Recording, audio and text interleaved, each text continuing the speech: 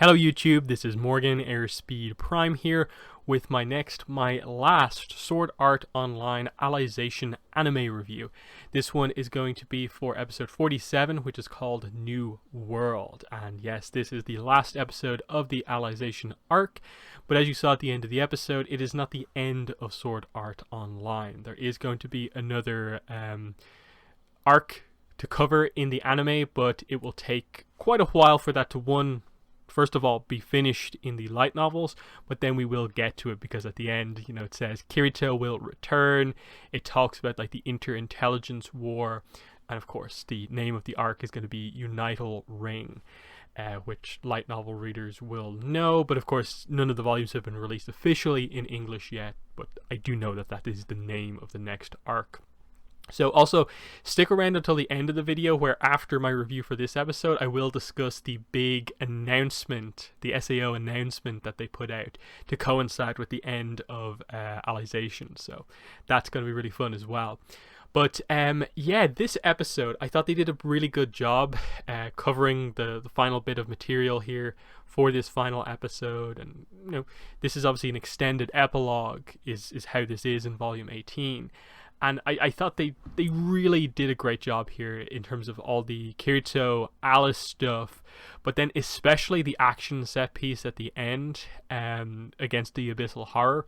It was a nice way to blend, character stuff with a really strong action set piece that is just our characters going all out against a monster so they can just show off how awesome and impressive they are. It was really, really impressive to see.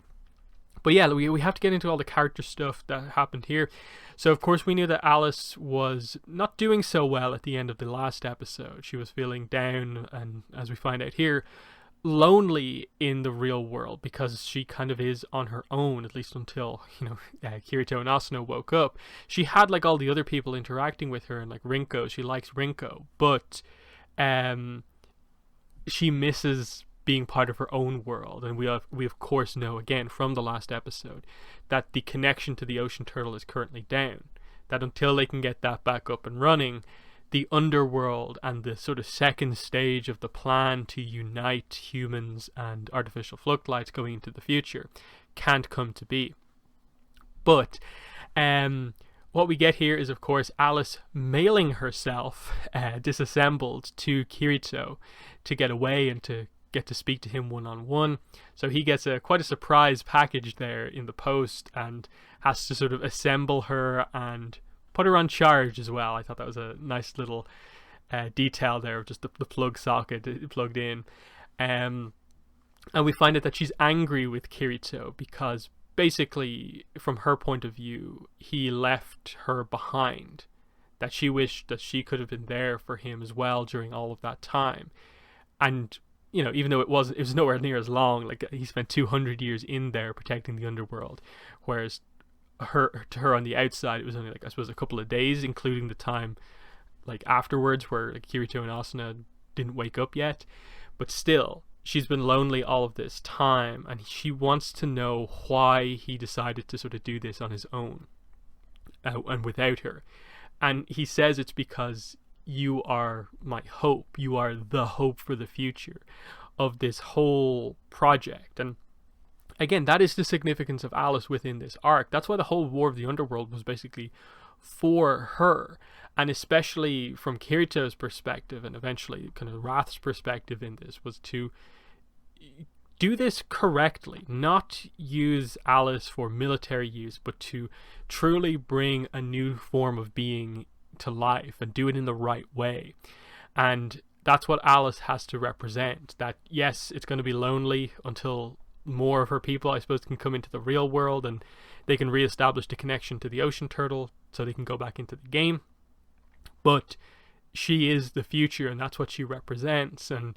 And she's going to accept that, I suppose, because Kirito made such a sacrifice to protect her world.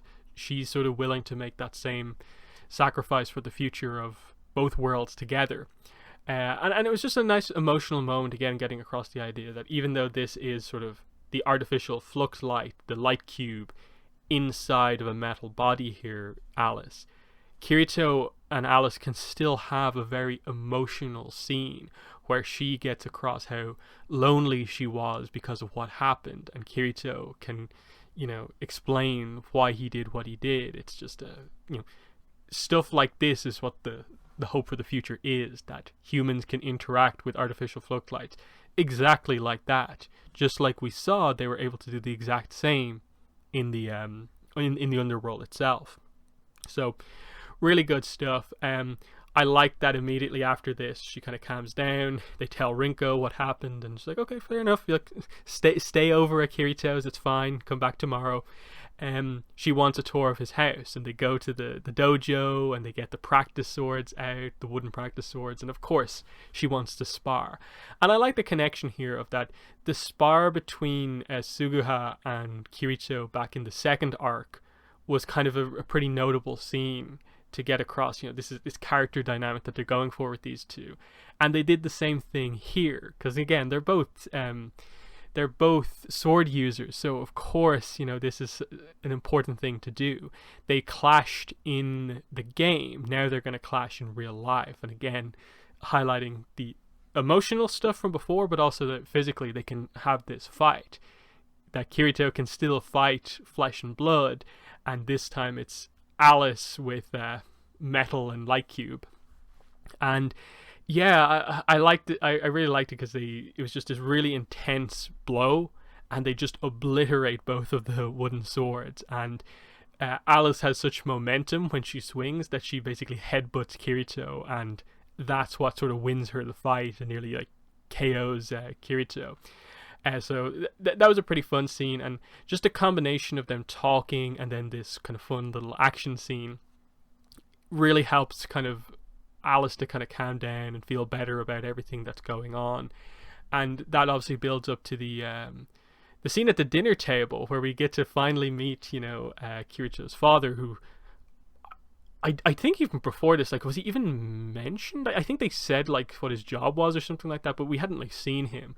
We had seen the mother, of course, but it was a nice scene here to just see like this is almost like the equivalent of like Asuna and her mother from the Mother's Rosario arc, but this time for Kirito, of like, you think it's this really strict thing of like, oh no, his father's like being really strict on him, what's going on here?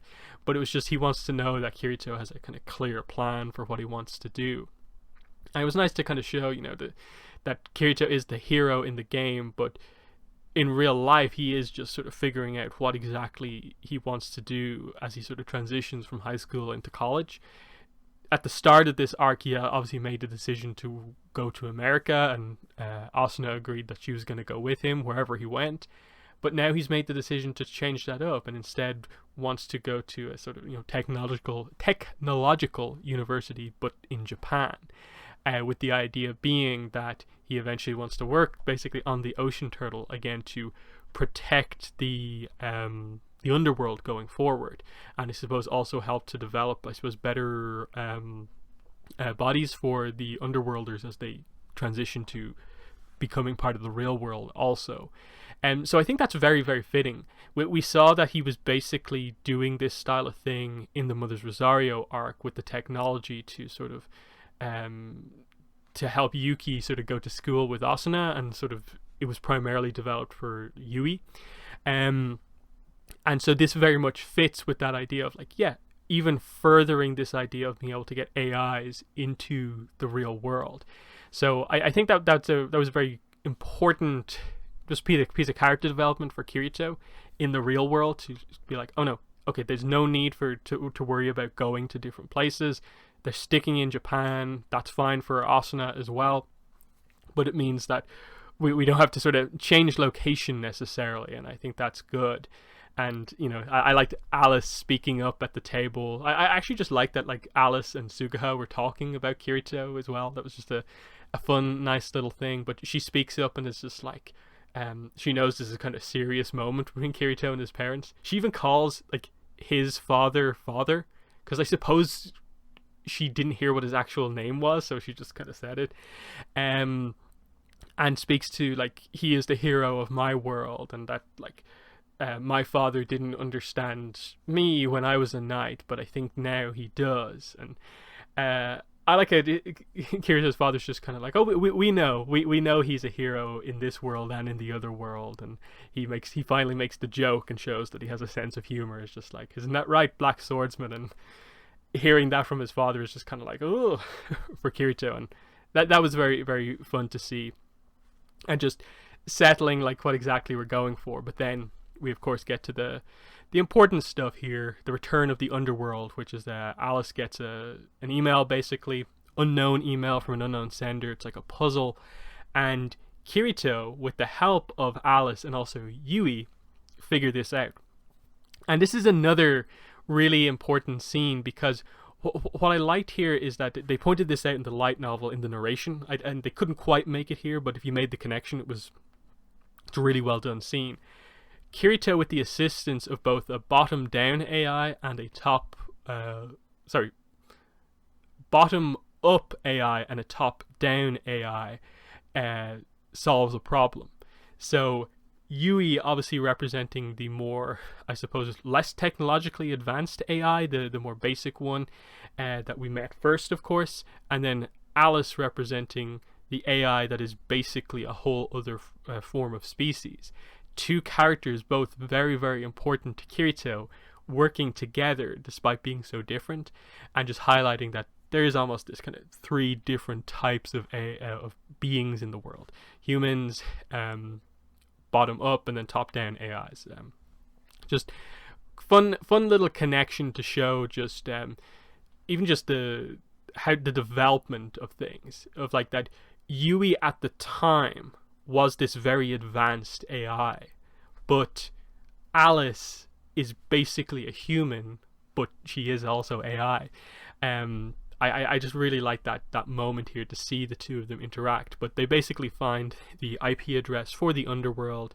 They bring Asuna in, and this is where they sort of get across the idea of like they play with it a little bit more in the light novel, of just that like, you can tell from Kirito's reaction that he knows that like, okay, can we bring Asuna, please? And she's just like, okay. That there's a bit of a rivalry here, because of course we know Alice loves Kirito as well. But I actually like the way that they didn't overdo it here, in that later in the brief interaction that Alice and Asuna had, there was no real tension or rivalry necessarily between the two of them.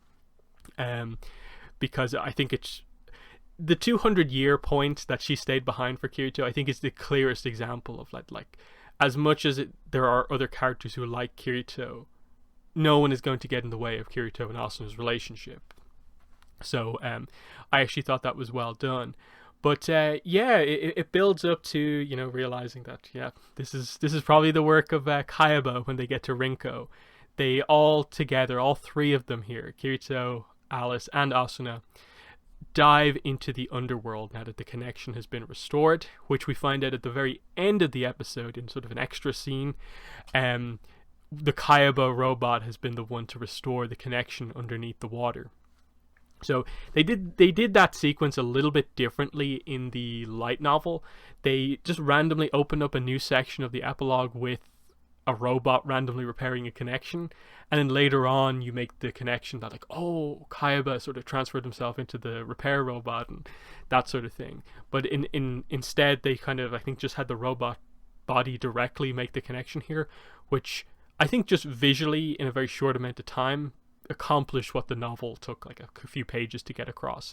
And I'm relatively okay with that, because I think the point is almost made even clearer here, that when Kayaba went missing, this is what he went to do, was to restore the underworld connection. That is a very important part of the overall project of bringing the underworld together with the real world going forward. But when they all dive in, they of course all are just floating in space, and they get to see the planet of the underworld from like orbit basically. And I really like the little bit of text that they just have there, just showing that it's called Star World, and that fits why Kirito and Asuna were the Star King and Star Queen of Star World.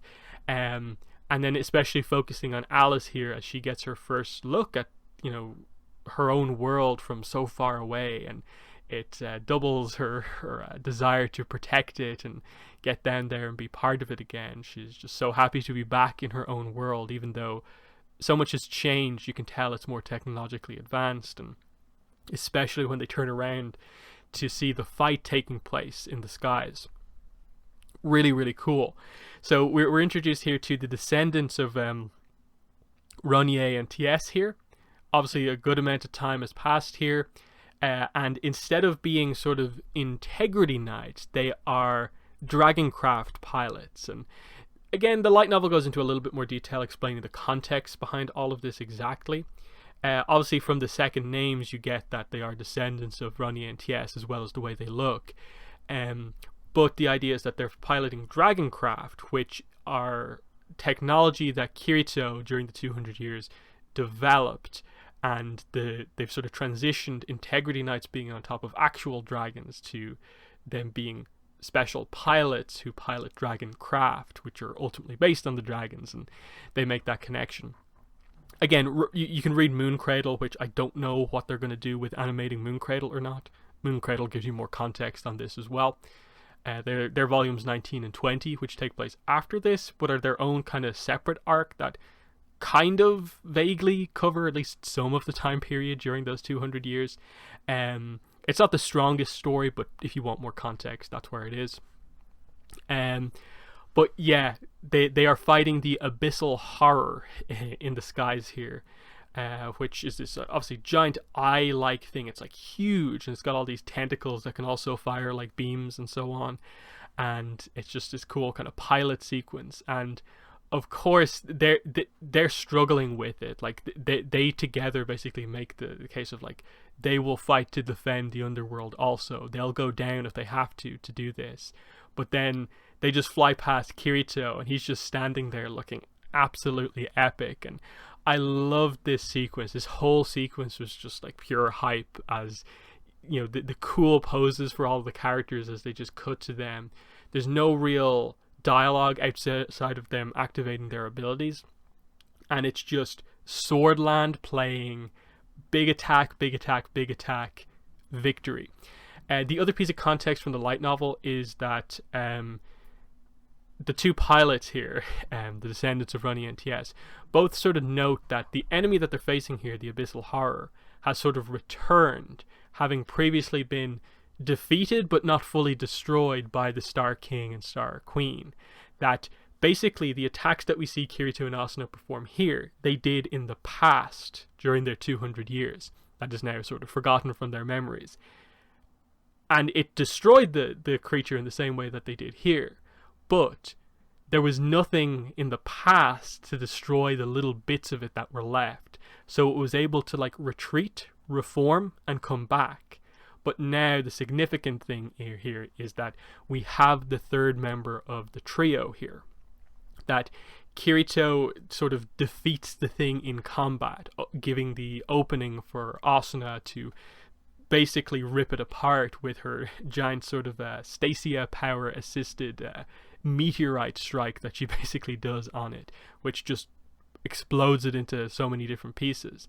And so what can finish off all these like millions of different pieces, Alice, of course, the ultimate technique of her sword is that she can turn her sword into millions of little swords. And so she is the perfect addition to the Star King and Queen to defeat this monster. And so it's so fitting that it is the three of them together to defend the underworld, defeat the abyssal horror, and bring safety back to the world once again. And now that the connection has been restored, they can come and go when they want. Alice can be in her own world once again, because Selka, she just has to be taken out of deep freeze. Selka waited for her all this time, so there's that hope for her going forward also. And it's just this very hopeful stuff going into the future, that now Kirito has his path to get on board the Ocean Turtle later on and be just directly someone in charge of this, defending it and how it functions, but also he can go into the world and fight to defend anything that happens in it, as well as being involved with, say, Alice in the real world and anyone else who eventually comes through as they sort of plan to unite both sides of the world sort of come through. Just, I think, very strong ending to the arc, especially when you had the two pilots just look at them and just realize that, oh, these like legendary figures that they know about, that so many of their symbols sort of like come from these characters. They suddenly realize who they are. The king and queen have returned, and the legendary sort of knight Alice has also come back, and they're so happy. And then the sort of connection through the generations of just TS's descendant sees the sort of like spirit of Yu-Gi-Oh next to Kirito. Just very, very fitting, like very satisfying kind of final sequence here to end it off of just, yes, they've protected the underworld. That's what it's been about this whole time. Star King Kirito, his thing from the last episode, of course, 200-year-old Kirito, more than anything else, defending the underworld was his thing. So seeing him do it again was fantastic. But yeah, that's where they pretty much end it. We get some like text on screen stuff explaining that like the story is over, but there are still fights to go on. Let me find this again in the episode. The inter-intelligence war continues. And so we're getting into this idea that, like, okay, with this plan in place, there are still sort of international tensions over some of the technology involved here. We have the whole seed network and stuff like that. There's still issues to be figured out, but things are positive going forward. And so it's all about just uniting all of this together, which I guess is what Unital Ring is going to be about, because Kirito will return for that final arc. And again, like I said, not something we should be expecting anytime soon. I think there's only 3 or 4 light novels out in Japanese. The first one hasn't even come out in English yet. It's coming out, Volume 21 is coming out in January, I believe. We'll be reviewing it on the channel as soon as it comes out. So look out for that once the English release comes out. But yeah, it looks like it's theoretically going to be a bit of a longer arc also. So we probably won't see the anime for Unital Ring for a good few years. But let's transition into my discussion on the big piece of Sword Art Online news they released.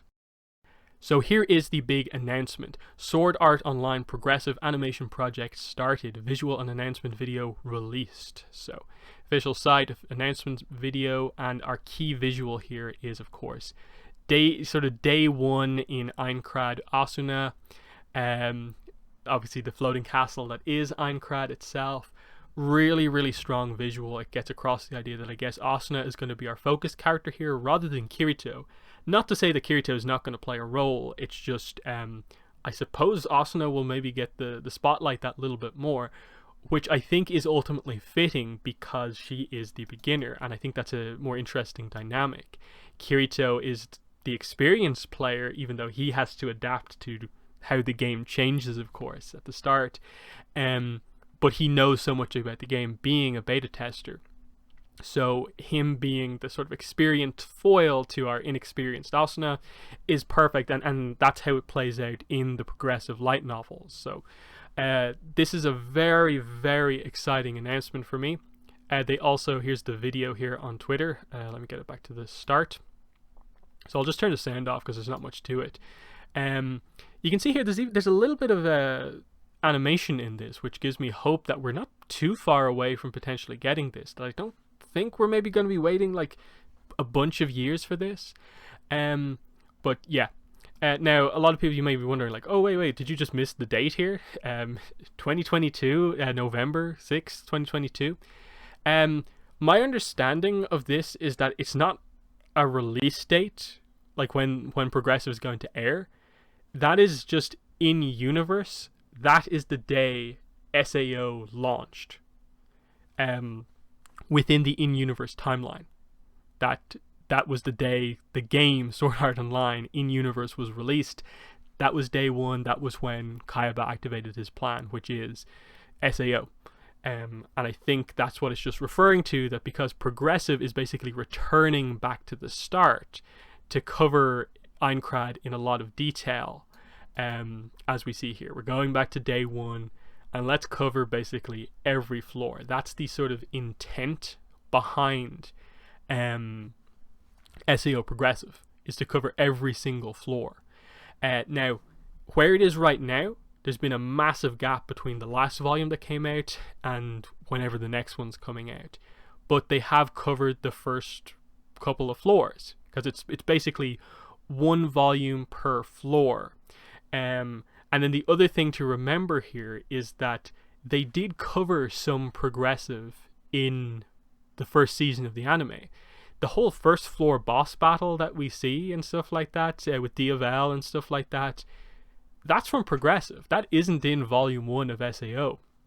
So like if you actually read the first arc, like Aincrad, like volume 1 and volume 2, so much of the first season of the anime isn't in it. Like, it really skips over quite a lot just going through the light novels, which is why progressive is such a fan favorite thing, because it goes in depth into the setup for, like, I think one of the most interesting arcs that we have.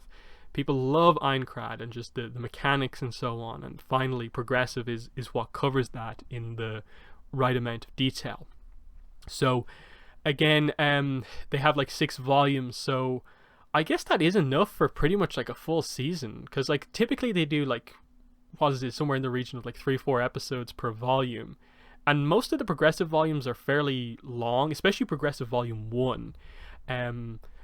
We'll see exactly what approach they take to maybe going over some of the stuff they've already covered. I'm not entirely sure, but I think covering it from Asuna's perspective is probably a good way to repeat like the opening sort of act of Sword Art Online. That instead of like us following Kirito as the announcement is made that it's a game of death now, it's Asuna and what she was doing just prior to all of that. So I think that all comes together pretty nicely. The main thing I suppose we're looking for as we go forward is going to be, one, when is it going to air? Like, how long do we have to wait? Because I suppose there is some speculation that, okay, even though the date is the day in universe the game launches, what if the announcement is the same? What if they just wait to air this until they can air it on the same day, and there'll be that unique dynamic of like, hey look, we've basically caught up to this point. I'm not sure. It still feels so early to make the announcement. If we're over 2 years away from this happening, I don't think they would have announced it like this. And like I said, because this features some animation, as you can see here with, I suppose, Asuna seeing a trailer for Aincrad, I guess, for SAO, it to me it speaks that like, okay, we're probably not like miles away from this. Like typically with SAO, we wait years for the next season to come out. I don't think that's the case here, because they have the material up to a certain point that they're going to take probably at least 20 episodes to get through. That's a full run of anime.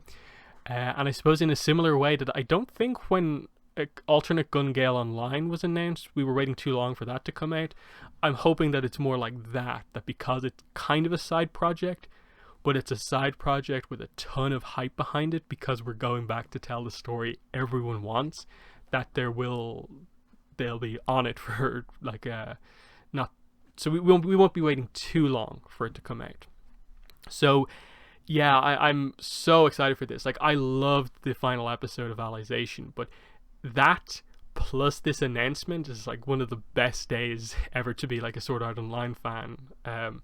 This puts such a smile on my face seeing this get announced, because reading the progressive light novels is one of, I think, to me, the most enjoyable kind of experiences as a fan, because they go in depth into the arc that we finally really, really want.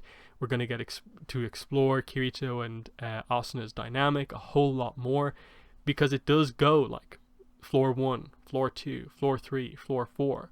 We're covering the early days of the guilds, like which guilds form first, and what are the tensions between the guilds. You know, they do the early setup for, you know, Laughing Coffin and the people who join it, and you know, Asuna developing her skill set, of course, with the help of Kirito, to the point where, of course, she has to go from being a complete beginner to being someone who becomes the second in command of the best guild in the game. that arc has to happen from somewhere. And just the mechanics, the depth that they go into in terms of the systems is a whole lot more here.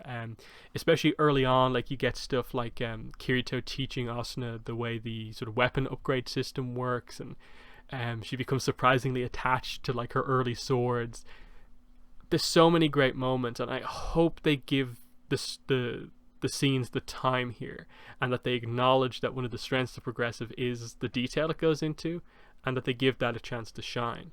So this would be one where I'm hoping they give it quite a few episodes rather than trying to rush through too much content with a small amount of episodes. But yeah, super excited for this one, and when we get more information, I'll do videos covering it and so on. And for sure, we'll be reviewing this when it comes out. But I suppose I'll leave off by just saying, if you want to know more about Progressive, I do actually have reviews up on my channel for all of the light novels for Progressive. So I'll have those linked in the description. But yeah, that has been the video. Thanks for watching, and bye.